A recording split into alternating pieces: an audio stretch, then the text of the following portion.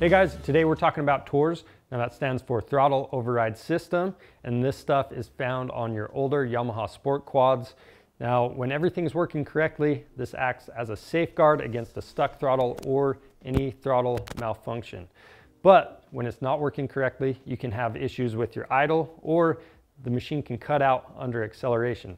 So if this is happening to you, I'm going to show you how to install a throttle elimination or a TORS elimination kit. And hopefully that will help cure some of the issues that you're having with your machine. We're going to do this on our Yamaha Blaster, and be aware this is designed for a closed course competition use only, and you have to do this at your own risk because you are eliminating a throttle safeguard. So be aware of that, but as far as the installation goes, it's a straightforward process. As far as parts go, Motion Pro offers a twist throttle kit and a thumb throttle kit. So what you're going to be getting is a throttle cable, a new carburetor cap, and then the idle kit is inside of that. It's going to come with your drill bit, a tap, and an idle screw. So you do need to drill into your carburetor, but it's pretty simple to do, so don't be scared. Now, since we're going in there, we want to use some carburetor cleaner, and then since we went with the twist throttle kit, we're going to need some grips. So these are the MX grips. They're from Tusk. We're using grip glue and some safety wire. Now, a few noteworthy things are going to be, we have a couple options for files. We have some masking tape, a drill, and safety glasses. And then we're going to need to tie up some loose wires, or actually loop them together. So you have a couple options for that. You can use a butt connector. That's going to be the easiest way, but the most permanent way is to solder those wires together. So that's what you need to be aware of. So let's go ahead and get started. The first couple steps are to remove your seat and your gas tank. That way we can gain access to the throttle cable and our carburetor. The next step is to start the process of removing the carburetor. So first you want to drain all the fuel out of it. And we've just placed the ratio right underneath this hose. We're going to loosen this screw and let it drain. And I'm going to close that back up so I don't forget about it. After that, you can disconnect the gray 2-pin connector up by the top of the carburetor. And then we've got this retaining plate for the carburetor cap. We're going to loosen up that screw and then loosen up the carburetor cap and remove the slide. And before we pull this all the way up, you just want to verify that everything around the carburetor is clean. We've got a little clip holding our throttle cable on. We're going to disconnect that as well. Now when you pull the slide up, you'll notice that this side has a little notch right here, and there's a taper underneath that notch. That's where your idle screw is going to sit. So just keep that in mind. You're going to be installing the new idle screw right here in this little tab sticking out. There's a similar tab on the other side, so you just don't want to get them mixed up. Then we're going to loosen up the 2 hose clamps and remove the carburetor.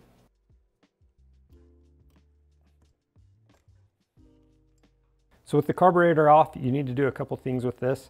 Number one, we need to make this orifice flush. So we're going to either grind that down or use a file to make that flat. That's where we're going to be drilling in our idle screw. And before you start doing any metal work with this, you want to either completely disassemble your carburetor or cover up any holes the metal shavings can get into. So we're going to show you the taping method, and to get that done, you're going to have to clean out all the oil residue from inside the carburetor body. So we're going to go ahead and spray that out with our carb cleaner. So we've got 3 holes across the bottom of the carburetor we're covering up, and then some holes in the back. And then we actually have 2 holes in the carburetor body where the slide rides. We're going to cover those up as well. Next, I'm going to remove the vent line and overflow tube. Now on the choke side of the carburetor, we're going to cap off the fuel inlet. And then this flange right here on the side is where we're going to install the idle screw. But before we do that, we need to make sure this is a flat surface. You can see this is at an angle just a little bit, and we're going to use a file to flatten that out. And that way we have a flat sealing surface for this nut to sit against. Now before you start filing, we've got this open vent hole going straight to the float bowl. So what we're going to do is take that vent line that we just removed, we're going to flip it upside down. That's just going to keep any shavings out of there.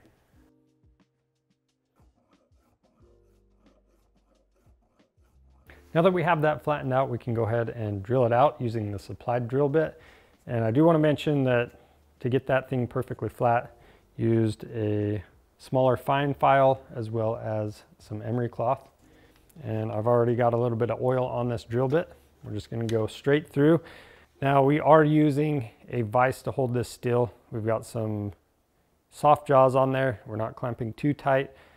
Now the instructions recommend using a drill press or something like that, but we realize most people won't have that. So at a very minimum, I would try to get this in some soft jaws on your vise and just be really careful that you don't damage anything.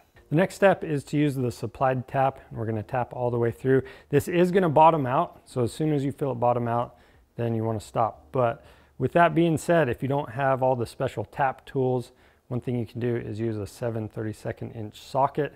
That's going to fit on there, but no matter what you do, just make sure you're tapping in straight. And then once you get this going, you want to go a half a turn at a time and then back it up or back cut a quarter turn. And that way it kind of cleans everything out as you go in.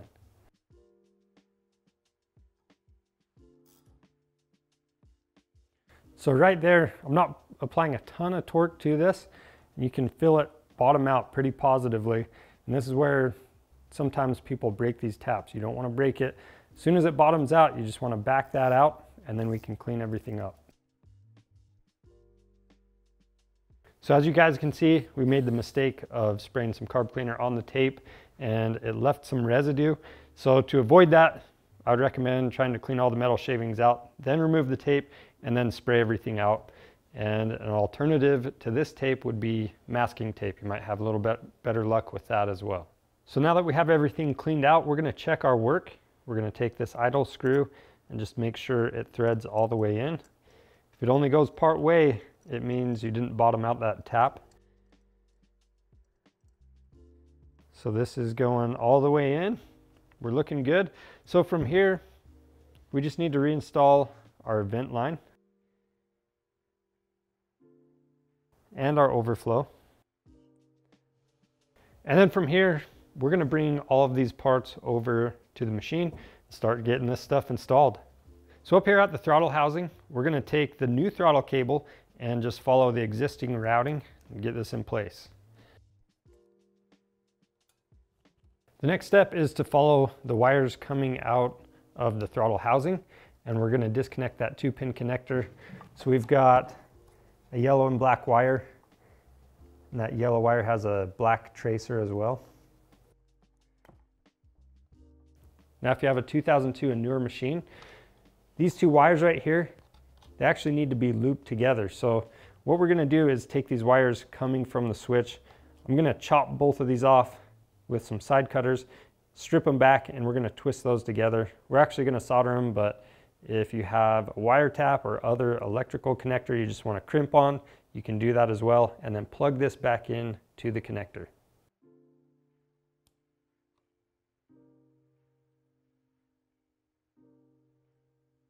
Now, if you're wondering why we're doing this, the whole reason is because that control box is built into the CDI and we need to loop these wires in order to have spark. So I'm going to go ahead and plug that in, make sure we have a good connection. Now for the thumb throttle kit, you're going to remove the top of the throttle housing. Now in the housing, this is that switch we just bypassed. But from here, what you need to do is remove your throttle cable. So I'm just going to pull on the throttle and get that out. So we're disconnected right here. Now we need to slide the rubber boot back. Just use your pliers to loosen this up. Then you can unthread that all the way and install your new cable. But for us, since we're using the twist throttle, we're going to go ahead and cut our grip off and completely remove this housing. So if you do have the thumb throttle, you want to skip forward into the video.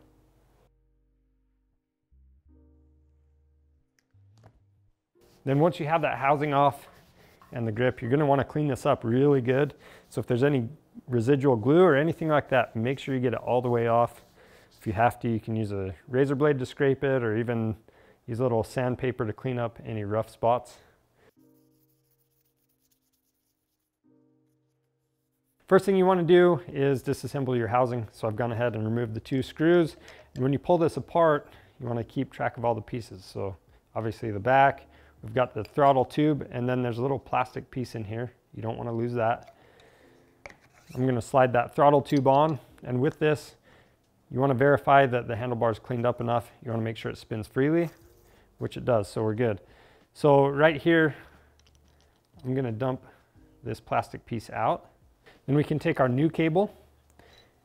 We're going to install it onto the housing.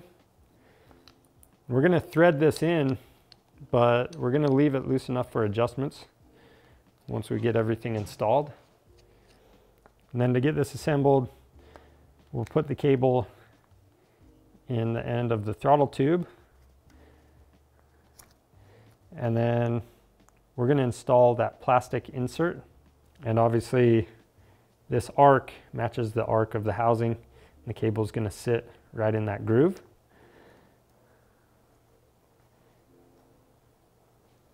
Then we're going to take the back of the housing, set that in place, and install our screws.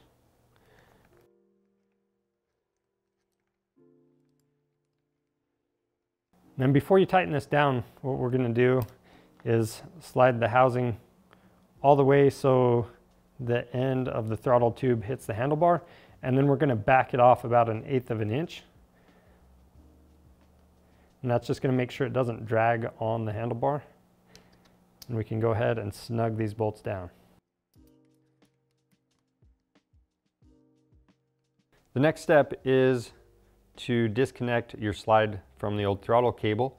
So to do that, you can see down in the top there's a little brass looking retaining plate. So to get that out, we need to pull the spring back. We're going to let the retaining plate fall down, and then we can move the cable to the side and remove the slide. So I'm just tipping that upside down to let the plate fall out.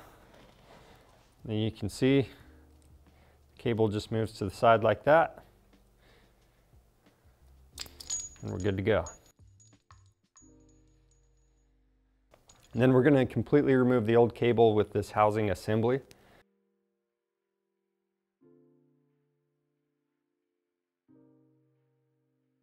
Now the next steps will be attaching the slide to the end of the throttle cable and installing that to the carburetor. So the new parts that we have are a rubber boot. The taper side is going to go up. And then we've got a threaded adjuster that's going to go into the new cap. You want to make sure you thread that all the way on. We'll adjust the play out later. And then once you have everything adjusted, you'll be able to slide that rubber boot all the way down. So from here, what we need to do is take your spring,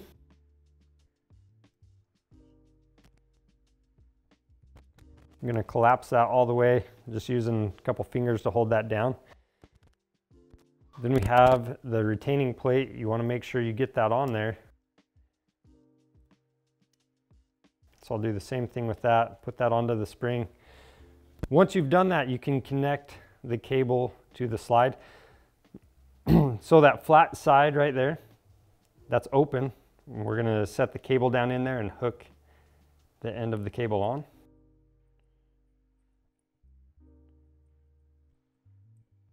And then once that's hooked, you have that tab in the retaining plate. It needs to go into that groove so the cable can't come out. So I'm going to release all that down, make sure the spring stays above the plate. So I'm just letting the plate slide in first. So that's how it should look. Drop the spring down. And now I'm just going to actuate the throttle and make sure everything works correctly. So that's pulling the slide up and releasing it. So now I'm just going to set this into the carburetor. And as you slide this down, there's this groove that's going to be on the right side of your ATV. And then this tapered one, that is where our adjusting screw is going to sit once everything's in place. So just keep those two things in mind as you slide this down.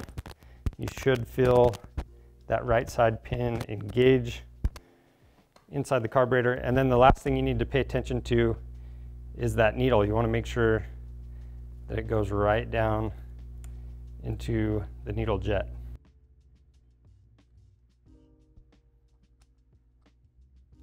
And we'll go ahead and screw the cap on. And then with the cap on, we've got the safety feature to make sure it doesn't unscrew easily.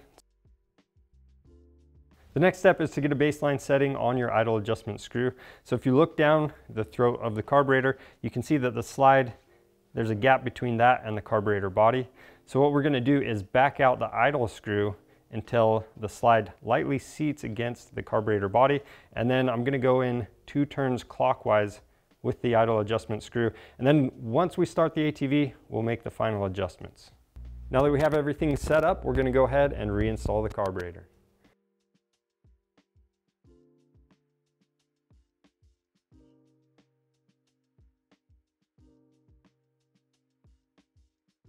Now before you install your gas tank, you need to set the free play on your throttle. This is going to be the same process for the thumb and twist throttles. Now, first thing you need to know is you want the adjuster on the top all the way in, and then take as much free play out as you can with the adjuster on the carburetor, and then you're going to tighten down the lock nut and slide the rubber boot over it. Then you can install your gas tank, and that leaves this top adjuster available for future adjustments. And when you're adjusting this, you just want to make sure you have a 1/16 to an 1/8 inch of free play. Now at this point we can go ahead and reinstall our gas tank, our plastic covers, and our seat. And then for us, since we have that twist throttle, we're going to be putting on new grips as well.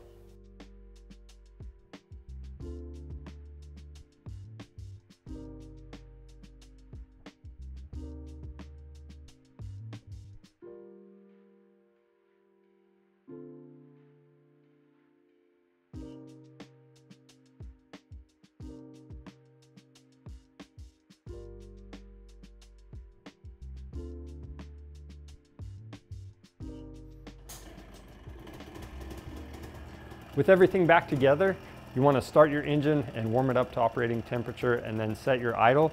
You can put that wherever you want it, but for me, I like to adjust this so it's at the lowest point possible without dying. Once you have it where you want it, you want to hold the idle adjustment screw with your screwdriver and then tighten down the nut with your wrench. Doesn't have to be super tight, you just want to snug it down.